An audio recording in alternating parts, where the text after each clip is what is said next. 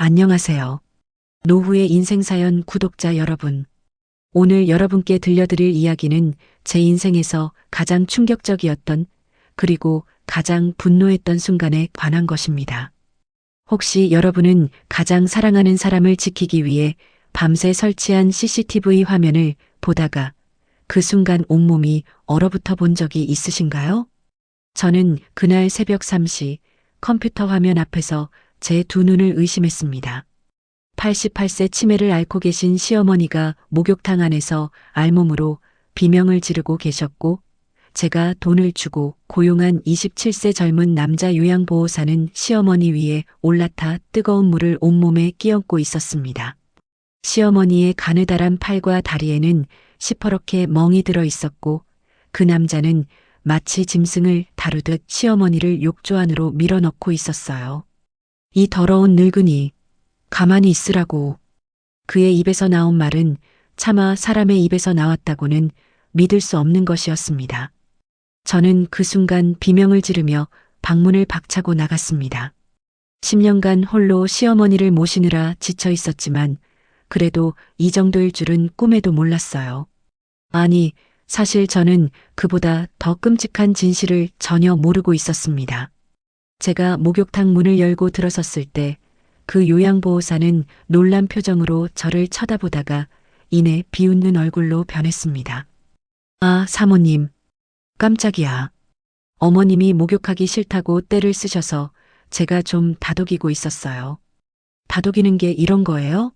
어머님 온몸에 멍이 왜 이렇게 많아요? 그 순간 시어머니가 제 팔을 붙잡고 떨리는 목소리로 말씀하셨습니다. 미선아, 무서워. 이 사람이 날 매일 때려. 제발 살려줘. 저는 그날 당장 요양보호사를 해고했습니다. 그리고 경찰에 신고하려고 시어머니 명의 통장을 확인하는 순간 제 온몸의 피가 거꾸로 솟구쳤어요. 3억 2천만 원. 시어머니 명의로 받아두신 남편의 보험금과 평생 모아두신 노후 자금이 모두 사라져 있었습니다. 통장 내역을 보니 지난 3년간 조금씩 그리고 최근 6개월 사이에는 매달 수천만 원씩 빠져나가고 있었어요. 저는 그제야 깨달았습니다. 제가 3년 전 천사 같다고 믿었던 그 요양보호사가 제가 직장에 나간 사이 시어머니께 무슨 짓을 해왔는지를요. 그리고 이것이 단순히 한 명의 악당이 저지른 범죄가 아니라는 것도요. 통장 내역을 추적하다 보니 이상한 점들이 너무 많았습니다. 시어머니 명의로 된 대출이 사건이나 있었고 보험 수익자가 모두 변경되어 있었어요. 심지어 시어머니 명의로 된 아파트가 한 채 더 있다는 사실도 그때 처음 알았습니다. 그 아파트는 이미 근저당이 잡혀 있었고요. 도대체 어떻게 된 거지? 저는 떨리는 손으로 요양보호사를 소개해준 요양센터에 전화를 걸었습니다. 그런데 그곳 원장의 반응은 더욱 이상했어요. 박미선 씨? 아, 그댁.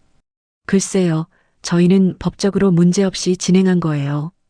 따지실 거면 변호사 통해서 하세요. 법적으로 문제 없다고요? 대체 무슨 소리인지 이해할 수가 없었습니다. 하지만 그보다 더 큰 충격은 그 다음 날 아침에 찾아왔습니다. 제가 경찰서에 고소장을 제출하고 돌아왔을 때 집 앞에 검은색 고급 세단이 서 있었고 정장을 입은 두 남자가 저를 기다리고 있었어요. 박미선 씨죠? 저희는 법무법인 5호에서 나왔습니다. 김태민 씨. 그러니까 요양보호사 김태민 씨 측에서 명예훼손으로 맞고소하겠다고 하시네요. 합의금 5천만 원 준비하시면 조용히 넘어가겠답니다. 제가 피해자인데 제가 가해자가 되어 있었습니다. 그 순간 저는 깨달았어요. 이건 단순한 사기나 학대가 아니라 아주 치밀하게 계획된 조직 범죄라는 것을요. 그리고 제 남편이 3년 전 갑자기 심장마비로 돌아가신 것도 어쩌면 우연이 아닐 수도 있다는 생각이 머릿속을 스쳤습니다. 남편은 당시 57세였습니다. 건강했어요. 정기검진에서도 아무 이상이 없었던 사람이었죠. 그런데 요양보호사가 추천해준 한의원에서 보약을 먹기 시작한 지 2달 만에 갑자기 쓰러졌습니다. 당시에는 너무 슬프고 정신이 없어서 의심할 겨를이 없었어요. 하지만 지금 이 모든 정황을 보니 혹시 남편의 죽음도 이들의 계획 중 하나였던 건 아닐까요? 저는 그날 밤 잠을 한숨도 잘 수 없었습니다. 침대에 누워 천장을 바라보며 생각했어요. 30년간 간호사로 일하면서 수많은 환자를 돌봤는데 정작 내 가족은 지키지 못했구나. 하지만 다음 순간 제 안에서 뜨거운 무언가가 끓어오르는 걸 느꼈습니다. 분노였어요. 그리고 결심이었죠. 이대로 당하고만 있을 순 없어. 반드시 진실을 밝히고 이 악당들을 법 앞에 세우겠어. 대체 무슨 일이 있었던 걸까요? 요양보호사 김태민은 누구였을까요? 그리고 그 뒤에 숨은 조직은 얼마나 거대한 걸까요? 시어머니에게서 빼앗긴 3억은 어디로 간 걸까요? 그리고 제 남편의 죽음은 정말 단순한 심장마비였을까요? 지금부터 제 이야기를 들려드리겠습니다. 62세의 평범한 간호사였던 제가 어떻게 거대한 조직 범죄와 맞서 싸웠는지 그 치열했던 6개월의 기록을요. 제 이야기를 끝까지 들어주시겠어요? 제 이야기는 3년 전 남편 박성훈이 세상을 떠나던 날부터 시작해야 할 것 같습니다. 저는 당시 59세였고 서울의 한 대학병원에서 30년간 간호사로 일하고 있었어요. 응급실에서 15년, 중환자실에서 10년, 그리고 마지막 5년은 일반 병동에서 근무했습니다. 밤낮 없이 환자들을 돌보는 일이 힘들긴 했지만 저는 제 일을 사랑했어요. 누군가의 고통을 덜어주고 회복하는 모습을 지켜보는 일만큼 보람찬 게 또 있을까요? 남편은 중소기업에서 격리과장으로 일했습니다. 화려하지는 않았지만 성실한 사람이었어요. 저희에게는 아이가 없었습니다. 젊었을 때 여러 번 시도했지만 인연이 닿지 않았고 40대 중반이 되어서는 서로 그냥 우리 둘이 행복하게 살자고 다짐했죠. 대신 시어머니를 모셨습니다. 시아버지가 일찍 돌아가신 후 시어머니 오순자 여사는 홀로 남편을 키우셨어요. 남편은 어머니에 대한 효심이 각별했고 저 역시 시어머니를 친어머니처럼 모셨습니다. 시어머니는 강인하고 자립심이 강한 분이셨어요. 80세가 넘어서도 당신 일은 당신이 하시겠다며 혼자 사시면서도 우리 부부에게 폐를 끼치지 않으려 애쓰셨죠. 그런데 3년 전 가을 모든 게 무너졌습니다. 그날은 일요일이었어요. 남편과 저는 시어머니 댁에서 저녁을 먹고 집에 돌아왔습니다. 남편이 유난히 피곤해 보였지만 저는 대수롭지 않게 생각했어요. 여보, 괜찮아? 얼굴이 안 좋아 보이는데. 응, 그냥 좀 피곤한가 봐. 요즘 회사 일이 많아서 일찍 자야겠어. 그게 남편이 제게 한 마지막 말이었습니다. 새벽 3시쯤이었을 거예요. 남편의 신음소리에 잠이 깼습니다. 남편은 가슴을 움켜쥐고 심하게 식은땀을 흘리고 있었어요. 여보, 여보, 정신 차려. 저는 30년 경력의 간호사였지만 그 순간만큼은 그냥 한 명의 겁에 질린 아내일 뿐이었습니다. 119에 전화를 걸고 심폐소생술을 시도했지만 남편은 제 품에서 그렇게 떠나갔어요. 급성 심근경색이었습니다. 장례를 치르는 동안 저는 정신이 하나도 없었어요. 시어머니는 아들을 잃은 슬픔에 며칠 동안 식음을 전폐하셨고 저는 병원 일과 장례 그리고 시어머니를 돌보느라 제대로 올 시간도 없었습니다. 그리고 그로부터 2달 후 시어머니가 치매 진단을 받으셨어요. 박미선 보호자님, 어머님께서 알츠하이머 초기 증상을 보이고 계십니다. 아드님을 잃은 충격이 병을 촉진시킨 것 같습니다. 의사 선생님의 말씀을 듣는 순간 하늘이 무너지는 것 같았습니다. 남편도 없는데 이제 88세의 치매 어머니를 혼자 모셔야 한다니요. 저는 시어머니를 저희 집으로 모셨습니다. 출퇴근하면서 돌보는 게 쉽지 않았지만 요양원에 보낼 수는 없었어요. 남편이라면 절대 그러지 않았을 테니까요. 처음 1년은 그럭저럭 버틸만 했습니다. 시어머니의 치매가 아직 초기였기 때문에 대부분 혼자 하실 수 있었고 제가 출근하기 전에 식사를 준비해 두면 알아서 드셨어요. 하지만 2년 차에 접어들면서 상황이 악화되기 시작했습니다. 시어머니는 밤낮을 구분하지 못하셨고 새벽 2시에 일어나 출근 준비해야지라며 옷을 챙기시곤 했어요. 한 번은 제가 야간 근무를 할 때 시어머니가 집을 나가셨다가 경찰에게 보호되어 돌아오신 적도 있었습니다. 병원 동료들은 제게 말했어요. 미선 선배, 이러다 선배가 먼저 쓰러지겠어요.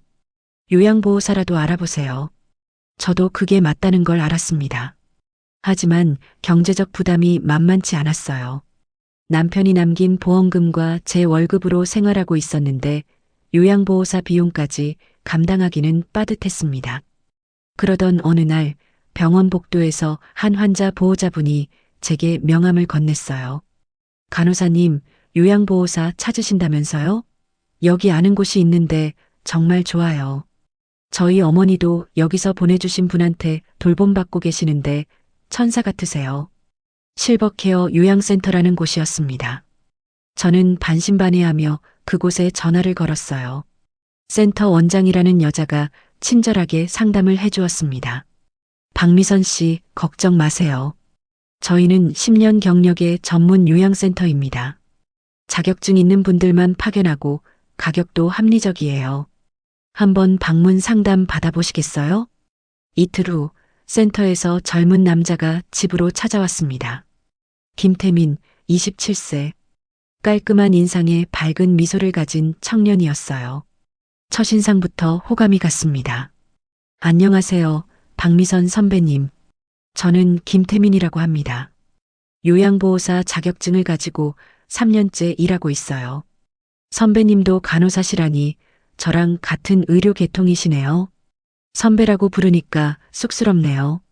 그냥 편하게 불러요. 아니에요. 선배님은 선배님이죠. 저도 나중에 간호사가 되고 싶어서 공부하고 있거든요. 선배님한테 많이 배우고 싶어요. 그의 말투와 태도가 너무 예의 바르고 진실되어 보였습니다. 시어머니를 소개하자 그는 시어머니 손을 꼭 잡고 다정하게 말했어요. 어머님, 저는 태민이에요. 앞으로 어머님 곁에서 도와드릴게요. 편하게 아들이라고 생각하세요. 시어머니도 그를 좋아하셨어요.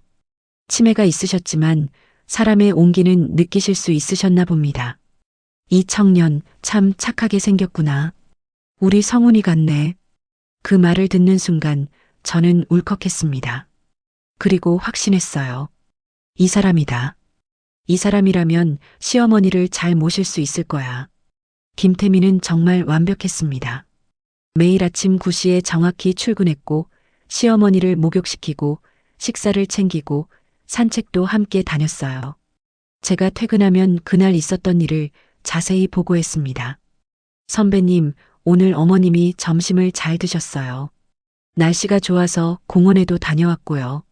저녁 식사는 제가 준비해뒀으니 데우시기만 하면 돼요. 태민 씨, 정말 고마워요. 덕분에 제가 마음 놓고 일할 수 있어요. 당연한 일인데요. 어머님 정말 좋으신 분이에요. 제 할머니 같아요. 6개월이 그렇게 평화롭게 지나갔습니다. 저는 병원 동료들에게 자랑하듯 말했어요. 정말 좋은 요양보호사를 만났어. 천사 같은 사람이야. 하지만 지옥은 바로 그 평화의 끝에서 기다리고 있었습니다. 변화는 아주 미묘하게 시작되었어요. 처음에는 시어머니의 표정이 좀 어두워 보이는 것 같았습니다. 제가 어머니, 오늘 기분이 안 좋으세요? 라고 물으면 시어머니는 고개를 저으셨지만 뭔가 불안해 보이셨어요. 그리고 일주일쯤 지났을 때 시어머니 팔에서 멍을 발견했습니다. 어머니, 이거 어디 부딪히셨어요? 시어머니는 멍한 표정으로 당신 팔을 내려다보시더니 아무 대답도 하지 않으셨어요. 치매 때문에 기억을 못 하시는 거라고 생각했습니다. 태민에게 물었어요. 태민 씨, 어머니 팔에 멍이 들었는데 어디 부딪히신 거 아세요? 아, 그거요? 오늘 산책 나가셨다가 넘어지실 뻔해서 제가 붙잡았거든요. 그때 제가 너무 세게 잡았나 봐요. 죄송해요, 선배님. 아니에요. 다치지 않게 해주셔서 감사하죠. 조심해 주세요. 그때는 그냥 그런가 보다 했습니다. 하지만 멍은 계속 늘어났어요. 팔, 다리, 어깨. 일주일에 한두 개씩 새로운 멍이 생겼습니다. 태민에게 물을 때마다 그는 그럴듯한 설명을 했어요. 문틈에 부딪히셨어요. 침대에서 내려오시다가 미끄러지셨어요. 제가 목욕시킬 때 실수로. 그리고 한 달쯤 지났을 때 시어머니의 체중이 5kg이나 줄어든 걸 발견했습니다. 태민 씨, 어머니가 식사를 잘 안 하세요? 아니요, 잘 드시는데요. 아마 산책을 많이 다니셔서 그런 것 같아요. 운동이 되잖아요. 뭔가 이상했습니다. 간호사로서의 직감이 경고음을 울리기 시작했어요. 그리고 결정적인 순간이 찾아왔습니다. 어느 날 새벽 저는 시어머니의 비명소리에 잠에서 깼어요. 으악, 싫어. 하지 마. 제가 부랴부랴 시어머니 방으로 뛰어갔을 때 시어머니는 침대 구석에 웅크리고 계셨습니다. 온몸을 부들부들 떨면서요. 어머니, 무슨 일이세요? 무서워. 그 남자가 나를. 무슨 남자요? 태민 씨요? 시어머니는 제 팔을 꽉 붙잡고 울기 시작하셨어요. 매일 날 때려. 뜨거운 물로. 미선아, 살려줘. 그 순간 제 온몸에 소름이 돋았습니다. 설마 그럴 리가. 하지만 간호사로서 제가 알고 있었어요. 치매 환자의 증언은 신빙성이 떨어질 수 있다는 것을요. 현실과 환상을 구분하지 못하는 경우가 많으니까요. 저는 스스로에게 말했습니다. 태민 씨가 그럴 리 없어. 그렇게 착한 사람이 어떻게. 하지만 의심의 씨앗은 이미 제 마음속에 심어졌습니다. 다음 날 저는 태민에게 넌지시 물었어요. 태민 씨, 어머니가 간밤에 악몽을 꾸신 것 같아요. 혹시 낮에 무슨 일 있었나요? 태민은 걱정스러운 표정을 지었습니다. 아, 그러셨어요? 어제 TV에서 범죄 드라마를 보셨거든요. 제가 채널을 돌릴까 했는데 어머님이 보고 싶다고 하셔서. 제 실수네요. 앞으로 조심할게요. 그의 대답은 완벽했어요. 하지만 제 가슴속 불안은 점점 커져만 갔습니다. 그날 밤 저는 결심했습니다. 확인해 봐야겠어. 내 눈으로 직접. 저는 인터넷으로 초소형 CCTV를 주문했어요. 시어머니 방과 욕실에 설치할 수 있는 것으로요. 3일 후 CCTV가 도착했고 저는 태민이 없는 주말에 몰래 설치했습니다.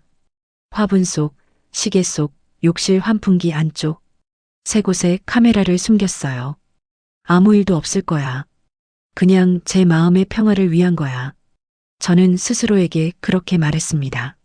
하지만 일주일 후 제가 녹화된 영상을 확인했을 때 제 인생이 완전히 바뀌는 순간이었습니다. 그날은 제가 야간 근무를 마치고 돌아온 날이었습니다. 새벽 3시 저는 녹화된 영상을 확인하기 위해 컴퓨터 앞에 앉았어요. 사실 별일 없을 거라고 생각했습니다. 그냥 시어머니가 치매 때문에 착각하신 거겠지. 태민 씨는 착한 사람이야. 하지만 재생 버튼을 누르는 순간부터 제 손은 떨리기 시작했습니다. 첫날 영상에는 별다른 게 없었어요. 태민이 시어머니를 목욕시키고 식사를 챙기고 평범하게 돌보는 모습이었습니다. 둘째 날도 마찬가지였어요. 그래, 역시 제 기우였구나. 하지만 셋째 날 새벽 3시쯤 녹화된 영상에서 제가 본 것은 욕실 카메라 화면이었습니다. 태민이 시어머니를 욕조에 앉히고 있었어요. 처음에는 별다른 게 없어 보였는데 갑자기 태민의 표정이 변했습니다. 야, 이 더러운 늙은이. 가만히 있으라고. 씻기기 싫으면 그냥 죽어버려. 그리고 그는 샤워기로 뜨거운 물을 시어머니 얼굴에 마구 뿌렸어요. 으악, 뜨거워. 아파. 시어머니의 비명이 욕실에 울려 퍼졌습니다. 하지만 태민은 비웃으며 계속했어요. 뜨거워? 그래야 세균이 죽지. 더러운 것들 같으니. 빨리 씻고 나가자고. 그는 시어머니의 팔을 세게 잡아당겼습니다. 시어머니가 미끄러져 욕조 바닥에 부딪혔고 그때 멍이 든 거였어요. 아이고, 아파. 시끄러워. 소리 지르면 내일은 더 뜨거운 물로 씻긴다. 저는 화면을 보며 비명을 질렀습니다. 이런 개자식이. 손이 너무 떨려서 마우스를 제대로 잡을 수가 없었어요. 눈물이 주르륵 흘러내렸습니다. 다음 영상은 더 끔찍했습니다. 방안 카메라였어요. 태민이 시어머니에게 밥을 주고 있었는데 시어머니가 배불러 이제 그만 먹겠어라고 하시자 태민은 화를 냈습니다. 배불러? 할머니, 밥값은 해야지. 선배님이 나한테 돈 주는 거 알지? 그러니까 빨리 먹고 자. 나 정말 배불러. A씨, 귀찮게. 그럼 굶어. 내일까지 굶어. 그리고 그는 밥그릇을 확 들어 올려 그냥 싱크대에 버렸어요. 시어머니는 그 모습을 멍하니 바라보고 계셨습니다. 가장 충격적이었던 건 일주일 차 영상이었어요. 태민이 시어머니 지갑을 뒤지고 있었습니다. 그리고 현금을 꺼내 주머니에 넣었어요. 그뿐만이 아니었습니다. 그는 시어머니 방 서랍을 열더니 통장과 도장을 찾기 시작했습니다. 어디 있지? 분명히 이 방 어딘가에. 30분을 뒤진 끝에 그는 옷장 속에 숨겨둔 봉투를 찾아냈어요. 안에는 시어머니 명의 통장 3개와 도장, 그리고 인감증명서까지 들어 있었습니다. 태민은 그것들을 가방에 넣고 나가더니 저녁 늦게 다시 돌아왔어요. 그리고 통장과 도장을 원래 자리에 다시 넣었습니다. 제 온몸이 얼어붙었습니다. 저게 뭐 하는 거지? 저는 더 이상 참을 수 없었어요. 다음 날 아침 태민이 출근하자마자 저는 그를 불러 세웠습니다. 태민 씨, 당신 나가요. 네. 선배님, 갑자기 무슨. 나가라고. 당신이 어머니한테 무슨 짓을 했는지 다 알아. 저는 노트북을 열어 영상을 보여줬어요. 태민의 얼굴이 순간 굳었지만 곧 비웃는 표정으로 변했습니다. 아, 이거요? CCTV까지 설치하시고. 선배님, 이건 불법 촬영 아니에요? 제가 고소할 수도 있는데. 뭐라고? 당신이 지금 나한테 협박하는 거야? 협박이 아니라 사실을 말하는 거죠. 그리고 선배님, 영상 잘 보셨어요? 제가 어머님 때린 거 있어요?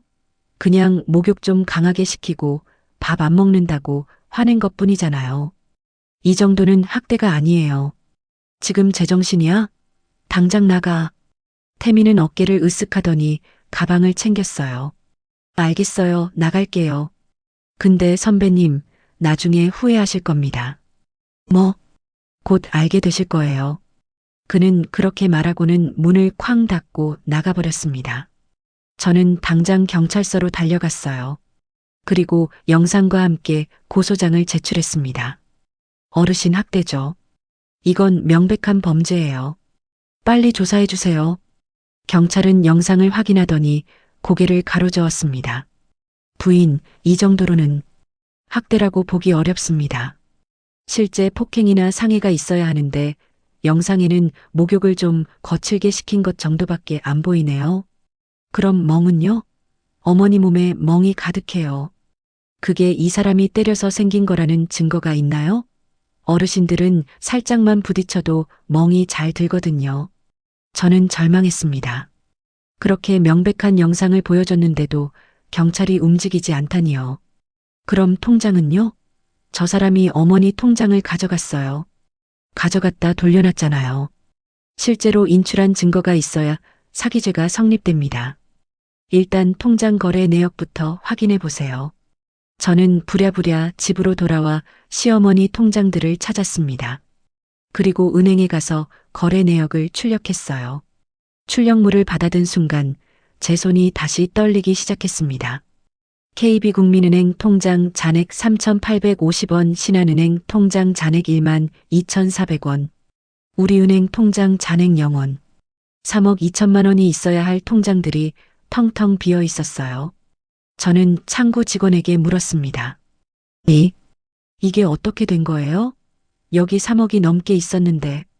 손님, 거래 내역 보시면 지난 3년간 조금씩 출금되었네요. 최근 6개월 사이에는 거의 매달 수천만 원씩 빠져나갔고요. 누가 출금한 거예요? 본인이 직접 오셔서 출금하셨습니다. 여기 서명도 있고요.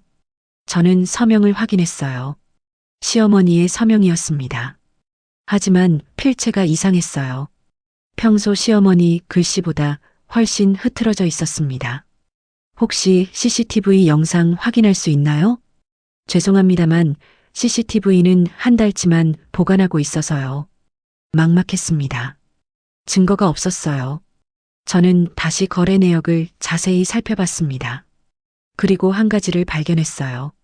출금된 돈들이 모두 같은 계좌로 송금되어 있었습니다. 계좌 주인은 김태민이 아니었습니다. 이현주라는 사람이었어요. 이현주? 누구지?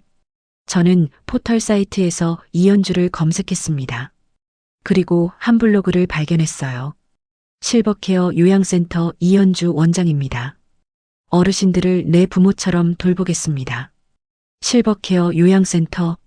태민을 보낸 바로 그 센터의 원장이었습니다. 제 머릿속에서 퍼즐이 맞춰지기 시작했어요. 태민은 그냥 말단이었어. 뒤에 조직이 있었던 거야. 저는 부들부들 떨리는 손으로 요양센터에 전화를 걸었습니다. 여보세요. 실버케어 요양센터입니다. 저 박미선인데요. 김태민 요양보호사를 보내주신. 아, 박미선 씨. 이현주 원장의 목소리는 차갑게 식어 있었어요. 김태민 씨한테 들었어요. 일방적으로 해고하셨다면서요? 박미선 씨, 그건 좀 아니지 않나요? 저희는 계약서에 명시된 대로 2주 전에 통보하셔야 하는데. 계약서요? 그게 지금 중요한 게 아니잖아요. 김태민이 우리 어머니를 학대했어요. 학대요? 증거 있으세요? 영상 있어요. CCTV 영상. 아, 그거요? 원장은 비웃듯이 말했습니다. 박미선 씨, 그 영상 불법 촬영 아닌가요? 요양보호사 동의도 없이 몰래 찍으신 거잖아요. 그건 초상권 침해예요. 뭐라고요? 지금 저한테. 그리고요, 박미선 씨. 혹시 어머님 통장 거래 내역 확인하셨어요? 순간 제 등골이 서늘해졌습니다. 어떻게 그걸? 저희 센터는 법적으로 문제없이 운영하고 있어요. 어르신이 직접 은행에 오셔서 본인 확인하고 출금하신 거예요. 모든 절차가 합법이었습니다. 따지실 거면 변호사 통해서 하세요. 잠깐만요. 저희 어머니는 치매 환자예요. 제대로 된 판단을 할 수 없는 분이라고요. 그럼 왜 성년후견인 선임을 안 하셨어요? 법적으로 후견인이 없으면 본인이 한 일은 모두 유효합니다. 박미선 씨가 관리를 제대로 안 하신 거죠. 뚝. 전화가 끊겼습니다. 저는 그 자리에 주저앉고 말았어요. 손에서 휴대폰이 떨어졌고 눈물이 주르륵 흘러내렸습니다. 내가 어머니를 지키지 못했구나. 30년간 간호사로 일하면서 수많은 환자를 돌봤지만 정작 제 가족은 지키지 못했습니다. 아니, 악당들의 소나기에 고스란히 넘겨준 거나 다름없었어요.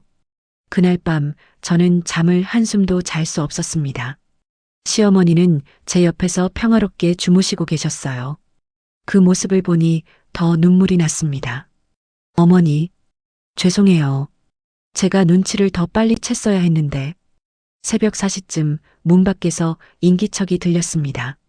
초인종이 울렸어요. 이 새벽에 누가 찾아온 걸까요? 현관문을 열자 정장을 입은 두 남자가 서 있었습니다. 박미선 씨죠? 저희는 법무법인 정의에서 나왔습니다. 법무법인이요? 무슨 일로? 김태민 씨 측에서 명예훼손으로 고소하셨습니다. 증거 없이 학대범으로 몰아서 일방적으로 해고했다는 이유로요. 합의금 5천만 원 준비하시면 조용히 넘어가겠답니다. 제 머리가 하얗게 변했어요. 제가 고소를 당했다고요? 네, 그리고 불법 촬영 혐의도 추가될 예정입니다. CCTV 몰래 설치하신 거 알고 계시죠? 그건 어머니를 지키기 위해서. 이유가 어떻든 불법은 불법입니다. 합의하시는 게 좋을 겁니다. 5천만 원이요? 제가 어디서 그 돈을. 그건 박미선 씨가 알아서 하실 일이고요. 일주일 드릴 테니 생각해 보세요. 그들은 명함을 던지고 가버렸습니다. 저는 그 자리에 주저앉아 한참을 울었어요. 제가 피해자인데 제가 가해자가 되어 있었습니다. 3억을 빼앗긴 것도 모자라 이제 5천만 원을 더 내라고요? 다음 날 저는 병원에 출근하지 못했습니다. 정신이 하나도 없었어요. 병원에 전화해서 며칠 휴가를 낼 수밖에 없었습니다. 그날 오후 병원 동료인 수진이가 집으로 찾아왔어요. 언니, 무슨 일이야? 목소리가 이상해서 걱정돼서 왔어. 저는 수진에게 모든 걸 털어놨습니다. 태민의 학대, 3억 실종, 명예훼손 고소, 모든 것을요. 수진은 제 손을 꽉 잡았습니다. 언니, 이건 조직 범죄야. 혼자 해결할 수 있는 게 아니야. 나도 알아. 근데 어떻게 해야 할지 모르겠어. 언니, 혹시 형사님 아는 분 없어? 병원에서 일하다 보면 경찰 많이 만나잖아. 그 말을 듣는 순간 한 사람이 떠올랐습니다. 강민수 형사. 5년 전 병원에 입원했던 환자를 조사하러 왔다가 알게 된 형사님이었어요. 그때 저에게 명함을 주시며 나중에 도움 필요하시면 연락하세요라고 하셨던 기억이 났습니다. 저는 부랴부랴 명함을 찾아 전화를 걸었어요. 여보세요, 강민수 형사님이시죠? 저 박미선이라고 5년 전에 병원에서. 아, 박미선 간호사님, 기억나죠? 무슨 일이세요? 저는 떨리는 목소리로 상황을 설명했습니다. 강 형사님은 심각한 목소리로 대답했어요. 박 간호사님, 이건 단순 사건이 아닙니다. 요양사기 조직일 가능성이 높아요. 최근 이런 수법이 많거든요. 제가 한번 조사해 볼게요. 정말요? 고맙습니다, 형사님. 그런데 박 간호사님, 한 가지 여쭤봐도 될까요? 남편분이 3년 전에 돌아가셨다고 하셨죠? 네. 급성 심근경색으로. 혹시 그 전에 한의원이나 건강보조식품 같은 거 드신 적 없으세요? 순간 제 등골이 서늘해졌습니다. 있어요. 태민이 추천해준 한의원에서 보약을. 그 한의원 어디죠? 서울 강남구동에 있는 청춘한의원이에요. 청춘한의원. 강 형사님의 목소리가 낮아졌습니다. 박 간호사님, 그 한의원. 작년에 한번 조사받은 적이 있어요. 노인들한테 비싼 보약 팔아먹고 그 보약이 오히려 건강을 해친다는 제보가 있었거든요. 근데 증거 불충분으로 무혐의 처리됐어요. 제 온몸이 얼어붙었습니다. 설마 남편이. 아직 확실한 건 아닙니다. 하지만 조사해 볼 필요는 있어요. 남편분 진료 기록 가지고 계세요? 네, 있어요. 그것들 모두 가져오세요. 내일 오전 10시에 제 사무실로 오실 수 있으세요? 네, 가겠습니다. 전화를 끊고 나서 저는 서재로 달려갔습니다. 남편의 유품이 보관된 상자를 꺼내 뒤지기 시작했어요. 진료 기록, 약 봉지, 영수증, 모든 것을 하나하나 확인했습니다. 그리고 한 장의 영수증을 발견했어요. 청춘한 의원 마이너스 보약 처방 350만 원. 날짜는 남편이 돌아가시기 2달 전이었습니다. 저는 그 영수증을 움켜쥐고 눈물을 흘렸어요. 여보, 당신도 이들의 희생자였던 거야? 그날 밤 저는 남편의 사진을 꺼내 들고 한참을 울었습니다. 여보, 미안해. 내가 눈치를 못 챘어. 당신이 그렇게 갑자기 가신 게 이상하다고 생각했어야 했는데. 시어머니가 제 등을 토닥여 주셨어요. 비록 치매로 정신은 흐릿하셨지만 며느리의 슬픔은 느끼시는 것 같았습니다. 미선아, 울지 마. 괜찮아. 어머니, 제가 꼭 복수할게요. 우리한테 이런 짓을 한 놈들 절대 그냥 두지 않을게요. 다음 날 아침 저는 모든 자료를 들고 경찰서로 향했습니다. 강민수 형사님은 제가 가져온 자료들을 하나하나 꼼꼼히 확인하셨어요. 박 간호사님, 이거 심각한데요. 일단 청춘한 의원부터 조사해 봐야겠습니다. 그리고 실버케어 요양센터도요. 형사님, 제가 도울 수 있는 게 있을까요? 일단 피해자가 박 간호사님만이 아닐 겁니다. 이런 조직은 보통 여러 명을 타깃으로 하거든요. 혹시 같은 센터에서 요양보호사 파견받은 다른 가족들 찾을 수 있을까요? 찾아볼게요. 저는 집에 돌아와 인터넷을 뒤지기 시작했습니다. 실버케어 요양센터 후기를 검색하고 SNS를 뒤졌어요. 그리고 한 블로그를 발견했습니다. 실버케어 요양센터 사기 당했습니다. 도와주세요. 2년 전에 올라온 글이었어요. 블로거는 슬픈 딸이라는 닉네임을 쓰고 있었고 내용은 제 상황과 너무나 비슷했습니다. 요양보호사를 고용했는데 어머니 통장에서 5억이 사라졌다는 내용이었어요. 저는 부들부들 떨리는 손으로 댓글을 달았습니다. 저도 같은 피해를 당했습니다. 연락 가능하실까요? 함께 싸우고 싶습니다. 1시간 후 답장이 왔습니다. 10-XXXX-XXXX로 연락주세요. 저는 바로 전화를 걸었어요. 여보세요? 저 블로그 댓글 남긴 박미선이라고 합니다. 전화기 너머로 중년 여성의 목소리가 들려왔습니다. 안녕하세요. 저는 김영이라고 해요. 정말 같은 피해를 당하셨다고요? 네. 3억이 사라졌어요. 실버케어 요양센터에서 보낸 김태민이라는 요양보호사가. 김태민. 그놈 저도 알아요. 우리 어머니도 그놈한테 당했어요. 두 사람은 1시간 넘게 통화했습니다. 그리고 서로의 이야기가 놀라울 정도로 똑같다는 걸 확인했어요. 수법, 조직, 과정, 모든 게 같았습니다. 영애 씨, 우리 만나요. 그리고 함께 싸워요.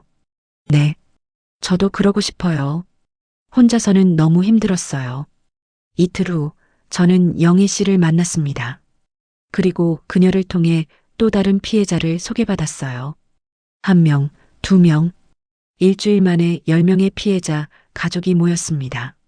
모두가 실버케어 요양센터를 통해 요양보호사를 고용했고 모두가 거액의 돈을 잃었어요. 적게는 2억, 많게는 7억까지.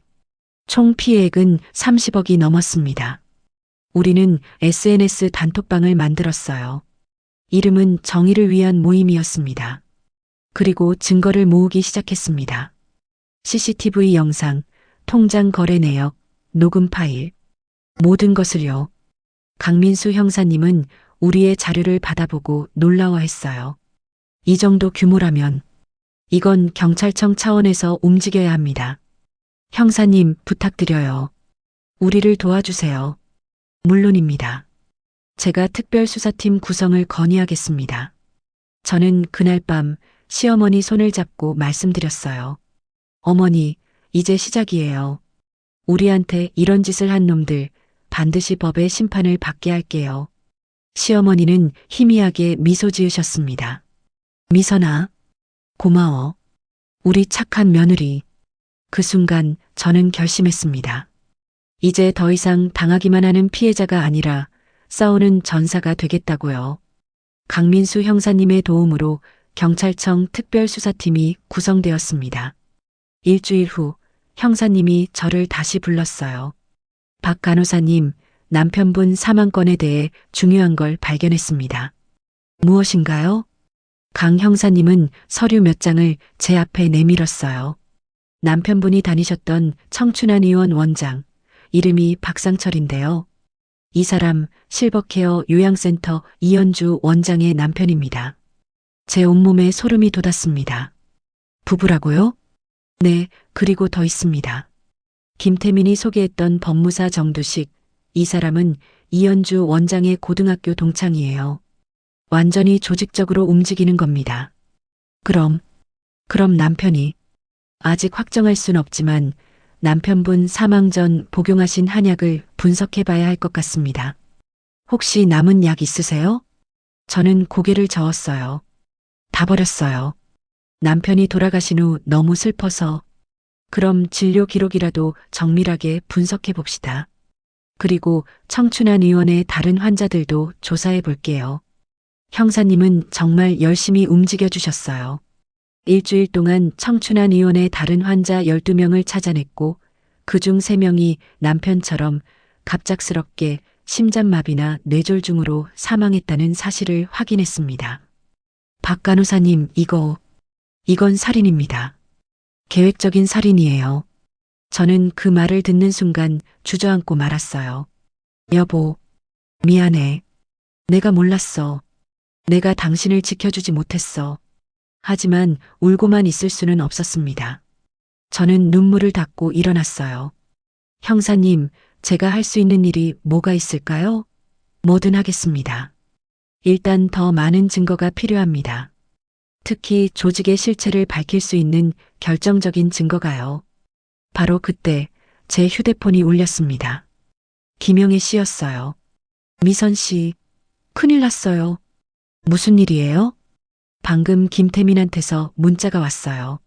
조용히 안 하면 너희 가족들 다 다친다라고요. 제 손이 떨렸습니다. 협박이네요. 영애 씨, 일단 경찰에 신고하세요. 그리고 절대 혼자 다니지 마세요. 전화를 끊자마자 제 휴대폰에도 문자가 왔어요. 박미선, 적당히 해. 어차피 치매 노인 증언은 법정에서 무효야. 증거도 없잖아. 계속 건드리면 너도 가만 안 둬. 발신자는 김태민이었습니다. 저는 그 문자를 캡처해서 강 형사님께 보냈어요. 형사님은 즉시 답장을 보내왔습니다. 좋습니다. 이것도 증거가 됩니다.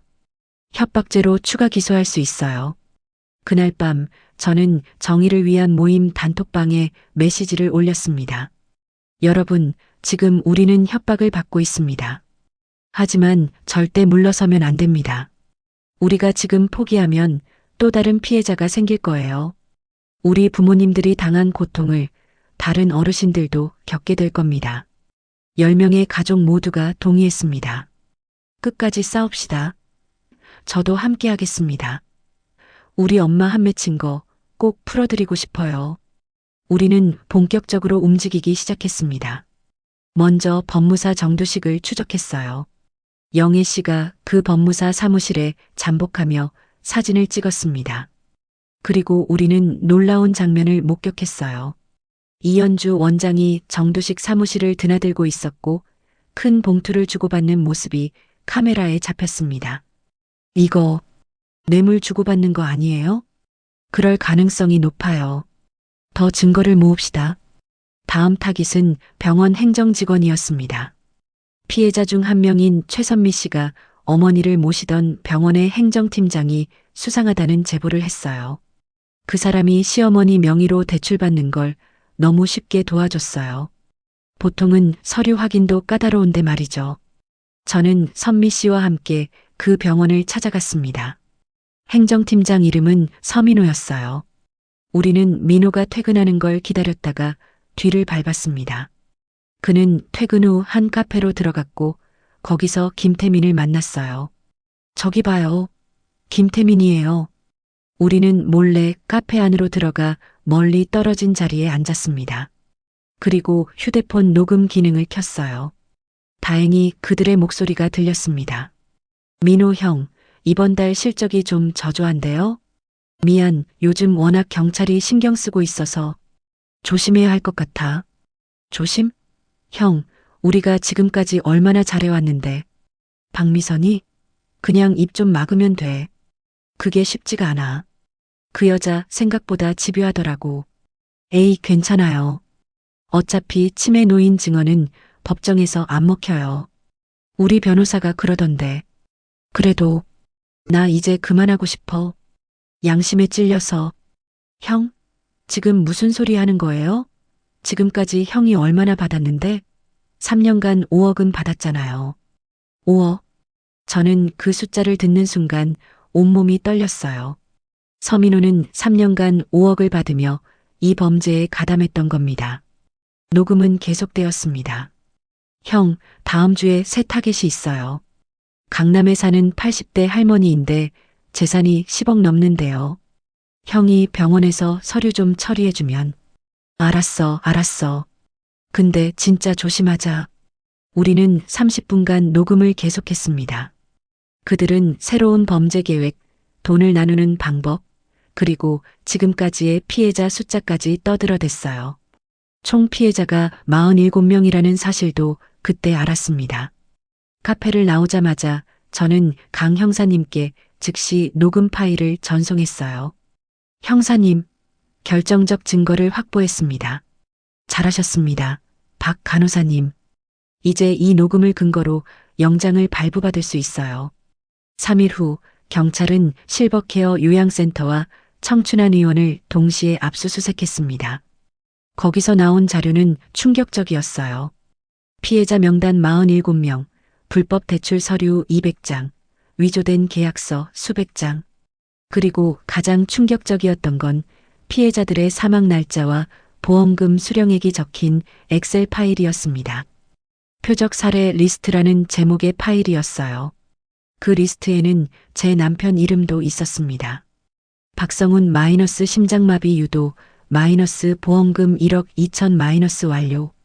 저는 그 화면을 보고 그 자리에서 비명을 질렀어요.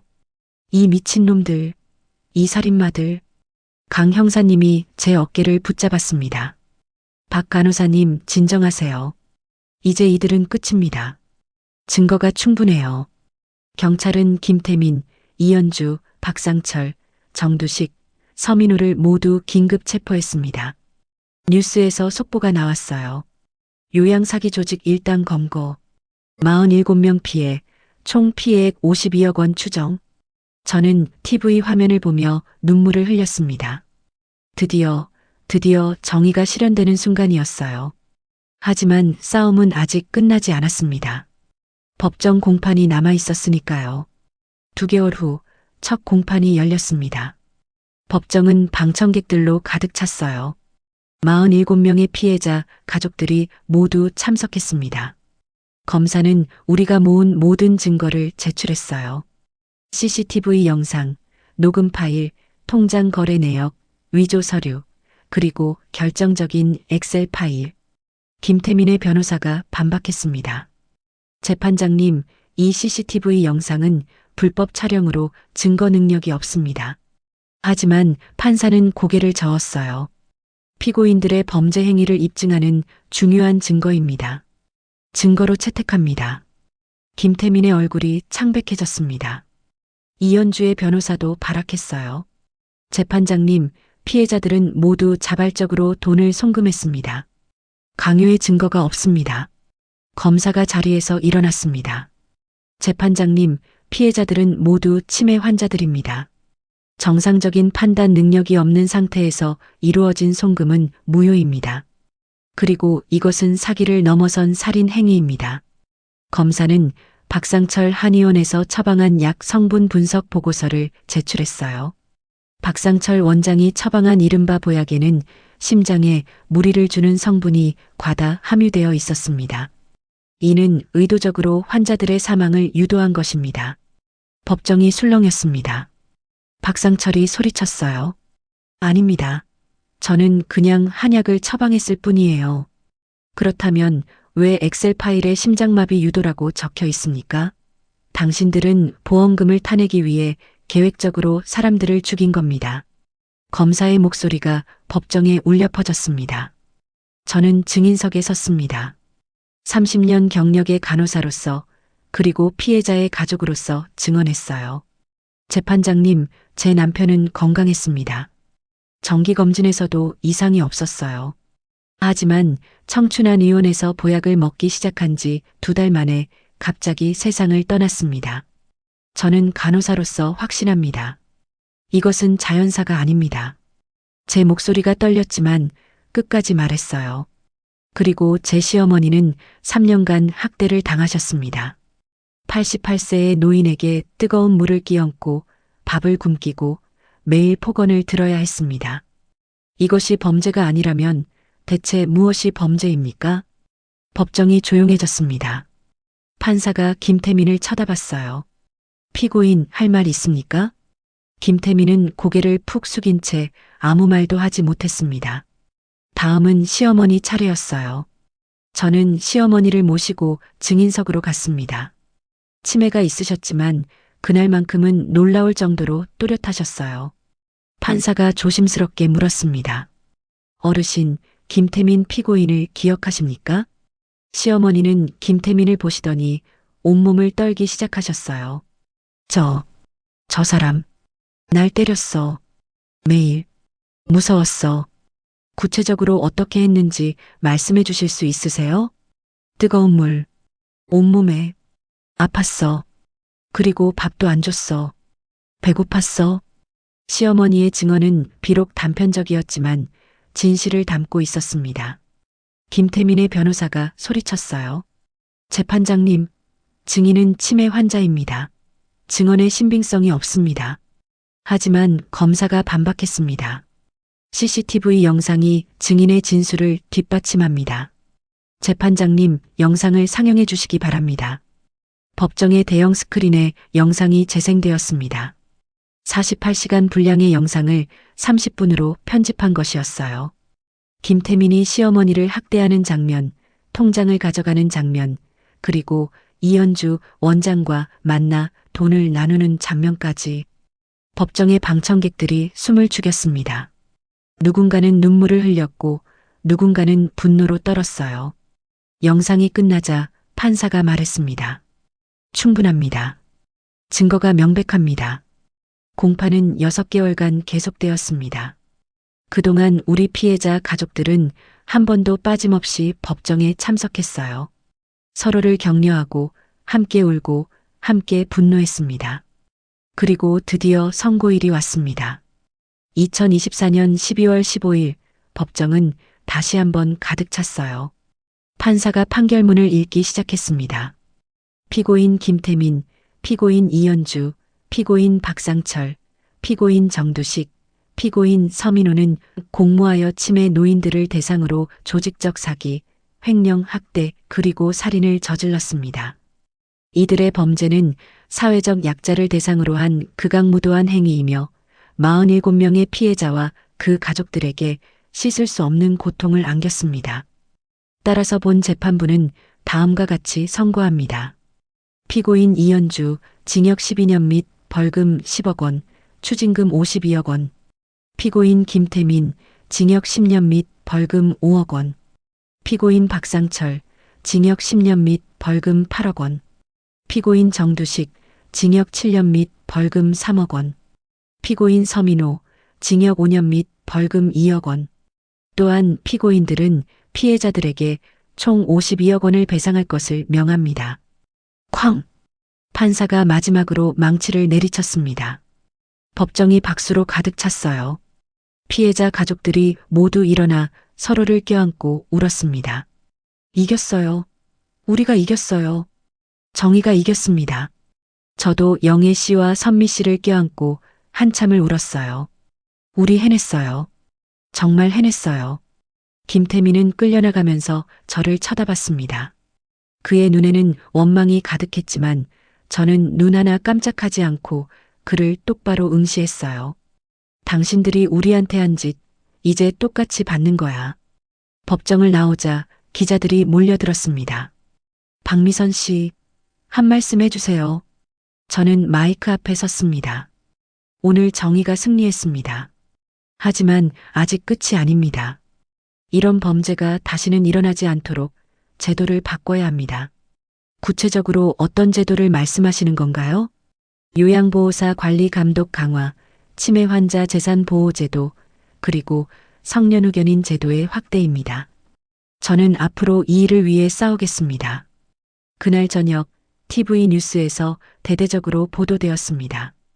요양사기 조직 중형 선고, 피해자 가족들 정의 실현 환호, 60대 전직 간호사, 6개월 추적 끝에 범죄 조직 일망타진, 치매 노인 보호제도 개선 목소리 높아져. 집에 돌아와 시어머니께 말씀드렸어요. 어머니, 우리 이겼어요. 어머니한테 그런 짓을 한 놈들 모두 감옥에 갔어요. 시어머니는 제 손을 꽉 잡으셨습니다. 미선아, 고마워. 정말 고마워. 어머니, 이제 편히 쉬세요. 제가 지켜드릴게요. 그날 밤 저는 남편의 사진 앞에 섰습니다. 여보, 봤어? 당신을 죽인 놈들 모두 벌 받았어. 이제 편히 쉬어요. 남편의 사진 속 미소가 평화로워 보였습니다. 3주 후 강민수 형사님이 연락을 주셨어요. 박 간호사님, 좋은 소식이 있습니다. 피해자들에게 배상금이 지급될 예정입니다. 범인들의 재산을 모두 압류해서요. 정말요? 네, 전액은 아니지만 약 60% 정도는 돌려받으실 수 있을 것 같습니다. 60%면 제 경우 1억 8천만 원 정도였습니다. 3억 전부는 아니지만 그래도 큰 돈이었어요. 형사님, 정말 감사합니다. 제가 뭐려? 박 간호사님이 포기하지 않으셨기 때문에 가능한 일이었습니다. 저는 정의를 위한 모임 단톡방에 소식을 알렸어요. 여러분, 배상금 받을 수 있대요. 정말요? 와, 정말 다행이에요. 미선 언니 덕분이에요. 언니가 아니었으면 우리 그냥 울다가 끝났을 거예요. 하지만 저는 알고 있었습니다. 이건 제 혼자만의 승리가 아니라 우리 모두의 승리라는 것을요. 그리고 한 달 후 또 하나의 좋은 소식이 있었습니다. 국회에서 치매 환자 재산보호법이 발의되었어요. 제가 제안했던 내용들이 대부분 포함되어 있었습니다. 요양보호사 관리 감독 강화, 치매 환자의 고액 금융거래 시 가족동의 필수, 성년후견인 제도 간소화, 요양시설 CCTV 설치 의무화, 법안 발의 기자회견에 저도 초대받았어요. 국회의원이 제 손을 잡으며 말했습니다. 박미선 씨의 용기가 이 법을 만들었습니다. 감사합니다. 아닙니다. 이제 시작입니다. 이 법이 통과되어서 제2, 제3의 피해자가 나오지 않기를 바랍니다. 그날 저는 법안 발의 현장에서 다짐했습니다. 이제 더 이상 우리 어르신들이 악당들의 표적이 되지 않도록 제가 계속 싸우겠습니다. 그로부터 1년이 지났습니다. 오늘은 2025년 11월, 가을이 깊어지는 계절이에요. 저는 지금 서울 강남구에 새로 문을 연 실버 희망센터 사무실에 앉아 있습니다. 이곳은 제가 피해자 가족들과 함께 만든 노인 인권보호센터예요. 배상금으로 받은 1억 8천만 원 중 1억 원을 이 센터 설립에 사용했습니다. 나머지 10명의 피해자 가족들도 각자 돈을 보태주셨고 정부 지원금까지 받아서 이렇게 멋진 공간을 만들 수 있었어요. 센터에서는 요양사기 피해 상담, 법률 지원, 그리고 치매 환자 가족 교육을 무료로 진행하고 있습니다. 일주일에 평균 30건 정도의 상담이 들어오고 있어요. 미선 선배님, 오늘 상담 예약이 5건이나 더 들어왔어요. 센터에서 함께 일하는 수진이가 말했습니다. 병원 동료였던 수진이는 제 제안을 받고 병원을 그만두고 이곳으로 왔어요. 그래, 다들 어떤 문제로 오시는데? 요양보호사 학대 의심 2건, 재산 횡령 의심 2건, 그리고 성년후견인 제도 상담 1건이에요. 알겠어. 오후에 차근차근 상담하자. 저는 올해 초에 병원을 퇴직했습니다. 30년간 몸담았던 곳이라 아쉬움도 있었지만 이제는 더 큰 일을 해야 한다는 사명감이 있었어요. 시어머니는 제 옆에서 평화롭게 지내고 계십니다. 치매가 완치된 건 아니지만 이전보다 훨씬 안정적이에요. 더 이상 학대받지 않고 사랑받고 있다는 걸 느끼시니까 상태가 많이 좋아지셨습니다. 지금은 전문 요양보호사 한 분이 오셔서 도와주시는데 이번에는 정말 신뢰할 수 있는 분이에요. 저희 센터에서 직접 검증한 분이니까요. 미선아, 오늘 점심은 뭐 먹을까? 어머니, 좋아하시는 된장찌개 끓여드릴게요. 그래. 우리 며느리 참 착해. 시어머니의 미소를 볼 때마다 제 가슴이 따뜻해집니다. 김태민과 이연주 그리고 그 일당들은 지금 교도소에 있습니다. 얼마 전 강민수 형사님께 들었는데 김태민은 교도소에서 모범수로 지내고 있대요. 진심으로 반성하고 있는지는 모르겠지만 적어도 10년간은 세상에 나오지 못할 겁니다. 이연주 원장은 항소를 했지만 기각되었고 12년형을 그대로 받았어요. 실버케어 요양센터는 폐업했고 건물은 경매로 넘어갔습니다. 박상철 한의원장은 형이 확정된 후 의사 면허가 영구 박탈되었어요. 더 이상 환자들을 해칠 수 없게 된 거죠. 그리고 가장 기쁜 소식은 치매 환자 재산보호법이 지난 7월에 국회를 통과했다는 겁니다. 이제 치매 환자가 1천만 원 이상의 금융 거래를 할 때는 반드시 보호자의 동의가 필요해요. 요양시설에도 CCTV 설치가 의무화되었고 성년후견인 제도도 훨씬 간소해졌습니다. 법이 통과된 날 저는 국회의사당 앞에서 피해자 가족들과 함께 기쁨의 눈물을 흘렸어요. 우리가 해냈어요. 정말 해냈어요. 영희 씨는 지금 요양보호사 교육 강사로 일하고 있습니다. 본인의 경험을 살려서 예비 요양보호사들에게 윤리 교육을 하고 있어요. 제 어머니 같은 피해자가 다시는 나오지 않도록 제가 제대로 가르치겠습니다. 선미 씨는 변호사 사무실에 취직해서 노인 인권 관련 소송을 전담하고 있어요. 법률 지식을 쌓아서 더 많은 사람들을 돕겠다고 합니다. 10명의 피해자, 가족 모두가 각자의 자리에서 사회를 변화시키고 있습니다. 지난주에는 SBS 그것이 알고 싶다에서 저희 이야기가 방송되었어요. 방송 후 전국에서 수백 건의 제보가 들어왔습니다. 저희 아버지도 비슷한 피해를 당했습니다. 도와주세요. 요양원에서 어머니가 학대받고 있는 것 같아요. 어떻게 해야 하나요? 저는 하나하나 답장을 보내고 상담을 진행했어요. 바쁘지만 행복했습니다. 제가 누군가에게 도움이 되고 있다는 게 느껴졌으니까요. 그리고 오늘 특별한 손님이 센터를 방문하셨습니다. 보건복지부 장관님이었어요. 박미선 센터장님, 오늘 좋은 소식을 가지고 왔습니다. 무슨 소식인가요? 정부에서 실버 희망센터를 모델로 해서 전국 17개 광역시도에 노인 인권보호센터를 설립하기로 했습니다. 그리고 박미선 센터장님께 자문위원을 맡아주셨으면 합니다. 저는 깜짝 놀랐어요. 제가요? 저는 그냥 아닙니다. 박미선 센터장님의 용기와 헌신이 대한민국의 노인 복지를 한 단계 끌어올렸습니다. 부디 도와주십시오. 영광입니다. 기꺼이 돕겠습니다. 장관님이 돌아가신 후 저는 창밖을 바라봤어요. 가을 하늘이 참 맑고 푸르렀습니다. 여보, 보고 있어요? 우리가 이겼어요.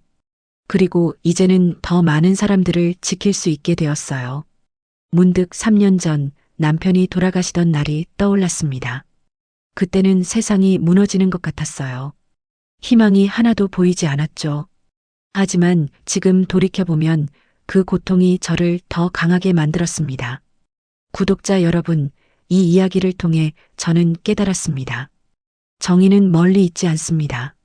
바로 우리가 포기하지 않고 싸울 때 실현되는 거예요. 한 사람의 작은 용기가 10사람을 구하고 10사람의 연대가 세상을 바꿉니다. 나이가 많다고 힘이 없다고 포기하지 마세요. 여러분도 충분히 강하고 충분히 가치 있는 사람입니다. 저는 62세에 새로운 인생을 시작했어요. 30년 간호사 경력을 뒤로하고 이제는 사회운동가가 되었습니다. 나이는 숫자에 불과하다는 걸 몸소 체험하고 있어요. 오늘도 센터 문을 두드리는 사람들이 있습니다. 절망에 빠진 얼굴로 찾아오시지만 상담을 마치고 나갈 때는 희망의 빛이 보입니다. 센터장님, 덕분에 용기가 생겼어요. 저도 싸워볼게요. 제 어머니를 지키겠습니다. 그 말을 들을 때마다 제 가슴이 뭉클해집니다. 시어머니가 제 사무실로 들어오셨어요. 요양보호사님과 함께 산책을 다녀오신 모습이에요. 미선아, 날씨가 참 좋더라. 은행나무 잎이 노랗게 물들었어. 그래요? 어머니, 저도 퇴근하고 같이 산책 가요. 그래. 우리 착한 며느리. 시어머니의 손을 잡으니 따뜻했습니다. 이 따뜻함을 지키기 위해 제가 싸웠던 거예요. 그리고 앞으로도 계속 싸울 겁니다. 구독자 여러분, 혹시 주변에 요양사기나 노인 학대로 고통받는 분들이 계신가요? 절대 혼자 끙끙 앓지 마세요. 도움을 요청하세요. 저희 같은 센터가 전국 곳곳에 있습니다. 그리고 기억하세요. 침묵은 범죄자들을 돕는 것과 같습니다. 용기를 내서 신고하고 싸우세요. 여러분도 할 수 있습니다. 저희 실버 희망센터는 앞으로도 계속 달려갈 겁니다. 대한민국의 모든 어르신들이 존엄하고 행복한 노후를 보낼 수 있을 때까지요. 앞으로 노후의 인생사연 채널이 당신의 인생을 더욱 따뜻하고 행복하게 만들 수 있는 작품을 드릴 테니 구독과 좋아요 꼭 부탁드립니다. 구독자 여러분, 힘든 일이 있어도 포기하지 마세요. 62세의 평범한 간호사였던 제가 해냈다면 여러분도 충분히 하실 수 있습니다. 나이는 숫자일 뿐이고 진짜 중요한 건 포기하지 않는 마음입니다. 여러분 모두 건강하시고 사랑하는 사람들을 꼭 지켜주세요. 그리고 혹시라도 부당한 일을 당하거든 반드시 목소리를 내세요. 정의는 저 멀리 있지 않습니다. 바로 여러분의 용기 속에 있습니다. 오늘도 행복한 하루 되세요. 감사합니다.